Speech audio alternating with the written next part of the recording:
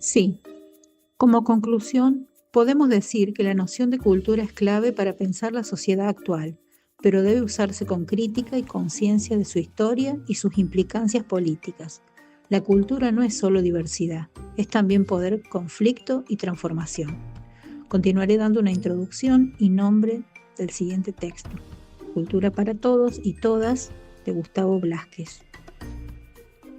Basado en Raymond Williams, 1983, Blázquez retoma los sentidos históricos de la palabra. El proceso social, siglo XVIII y XIX, ligado a la burguesía, al Estado-nación y la construcción de tradiciones. Estilo de vida de un pueblo, antropología, crítica a la alta cultura y democratización cultural. Obras intelectuales y artísticas en el bien cultural, usado por ministerios y políticas estatales. Blázquez suma un nuevo sentido, que es la cultura como recurso económico y social dentro del capitalismo cultural, promoviendo acceso simbólico y desarrollo de ciudadanía. ¿Continúas con lo otro? Dale, Claudia, sigo con lo que falta. Se usó como eslogan cultura para todos y en todas partes en estrategias estatales que buscaban democratizar la cultura, pero también promover la legitimización del capital y transformar la cultura en un recurso / inversión urbana. La intervención cultural, más allá de lo artístico, sirve para justificar acciones del Estado y el mercado. Se promueve una narrativa donde la colonización se toma natural y parte de la historia para legitimizar los desarrollos actuales. Como conclusión general, Blázquez propone una mirada crítica. Incluso las políticas con lemas incluyentes pueden operar como herramientas de gobernación simbólica, mercantilización urbana y reproducción de desigualdades estructurales. El desafío está en pensar una cultura realmente democrática, que no solo se acceda, sino que sea participativa, crítica y emancipadora. Ambos autores, Cuché y Gustavo, coinciden en que la cultura no es un dato natural ni un bien neutral, sino una construcción históricamente situada, atravesada por la relación del poder y que puede ser tanto una herramienta de emancipación como de dominación. Por ello proponen desnaturalizar el concepto y repensarlo desde una lógica crítica, participativa y conceptual. Bueno, continuaré con la introducción del siguiente texto. El etnocentrismo e historia de Roy Presswell y Dominique Perrot. El etnocentrismo como problema central consiste en interpretar y valorar otras culturas desde los propios valores culturales, considerándolos superiores. Es una tendencia universal, pero en Occidente ha sido especialmente fuerte debido a la historia de la colonización y la expansión europea. Este tiene consecuencias políticas, sociales y epistemológicas, ya que legitima la dominación, el racismo y la exclusión y el desprecio de la cultura. Se critica la pretensión de universalidad de los valores occidentales. Este modelo se impuso como patrón de juicio sobre las demás culturas, presentándolas como atrasadas, irracionales o sin historia. Se ignoran los sistemas de conocimiento, organización social y tiempo de otras culturas. La historiografía occidental tradicional ha sido etnocéntrica. Esta exalta la historia europea como el centro del desarrollo humano y reduce las demás culturas a prehistoria o etapas inferiores. Muchas veces se presentan los pueblos no europeos como estáticos, sin cambios ni procesos, negándoles su agencia histórica. Claudia, ¿seguís con las diferencias? Dale, Anto. La diferencia entre cultura, etnia y raza. La cultura, conjunto de significados, símbolos y formas de vida compartidas socialmente. Se aprende, no se hereda. Etnia, grupo humano que comparte cultura e identidad común. Raza, concepto sin base científica, usado ideológicamente para justificar desigualdades. Se denuncia la confusión entre diferencias culturales y biológicas frecuente en discursos racistas.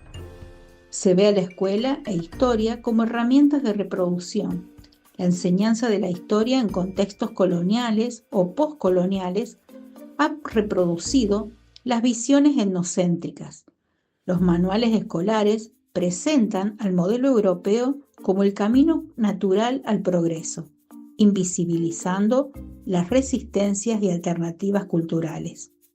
Es necesario descentrar la mirada, es decir, aprender a ver las culturas desde su propia lógica interna, no desde sus propios prejuicios. Implica una autocrítica del lugar observador, en especial del científico social o historiador.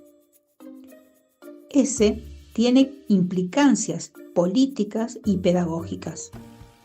Romper con el etnocentrismo no es solo un acto académico, sino también un paso hacia una justicia cultural y epistémica.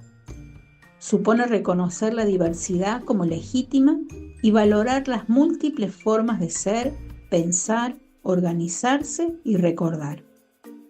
En ambos textos, el de la cultura para todos y etnocentrismo e historia, coinciden en que la cultura no es neutral ni naturalmente inclusiva, sino que está atravesada por relaciones de poder que deben ser visualizadas, cuestionadas y transformadas desde una mirada crítica y descentralizada.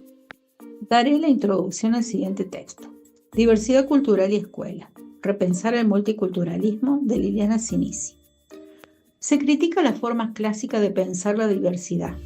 Las ciencias sociales han abordado la diversidad cultural desde 3 grandes enfoques, cada uno con limitaciones. El evolucionismo jerarquiza culturas según su grado de civilización. El relativismo cultural respeta las diferencias, pero tiende a ver las culturas como bloques cerrados y estáticos. El reproductivismo muestra cómo la escuela reproduce las desigualdades sociales al valorar el capital cultural dominante. Crítica a la noción tradicional de cultura escolar. Se pensaba que la escuela debía compensar el déficit cultural de los sectores populares o inmigrantes. Esto reproduce una visión etnocéntrica, donde la cultura escolar blanca y hegemónica es el modelo deseable. Las culturas populares o no occidentales son vistas como obstáculos o problemas que la escuela debe superar. Aportes para una nueva mirada de la cultura.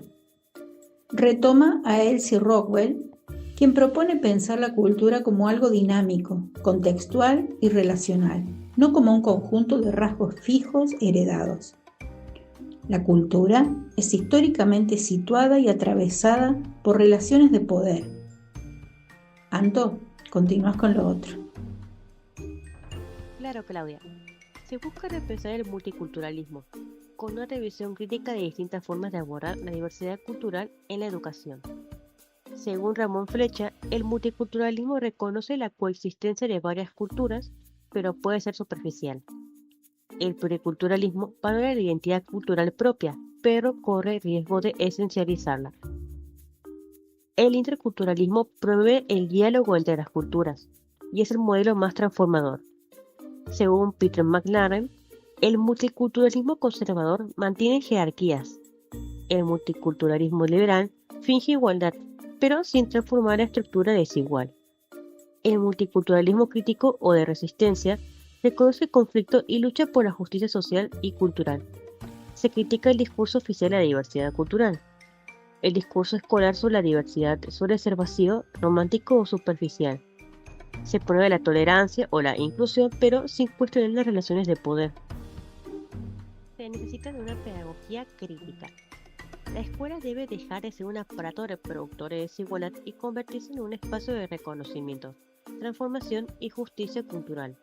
Es necesario un enfoque intercultural crítico que no solo reconozca al otro, sino también que desnaturalice la cultura dominante.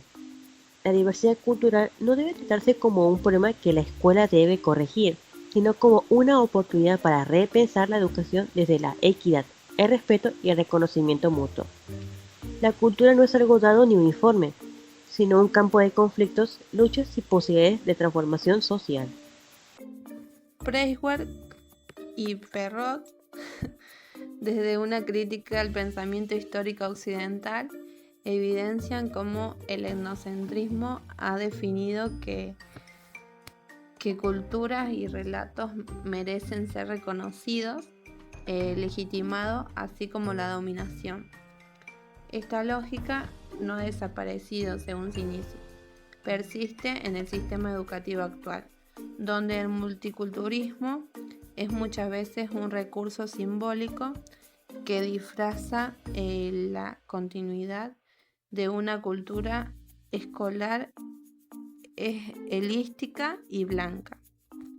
Ambos textos coinciden en que solo mediante una revisión crítica de los discursos y estructuras se puede coincidir en una verdadera inclusión cultural.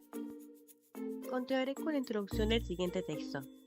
Sistemas educativos, culturas escolares y reformas. Continuidades y cambios, de Antonio Viñao. Los sistemas educativos no surgieron de forma natural ni espontánea. Fueron construcciones históricas que han ido cambiando con el tiempo. Se consolidaron en el siglo XIX y el XX, como sistemas nacionales centralizados y regulados por el Estado. Aunque los sistemas educativos han pasado por numerosas reformas, muchas estructuras, prácticas y valores permanecen estables.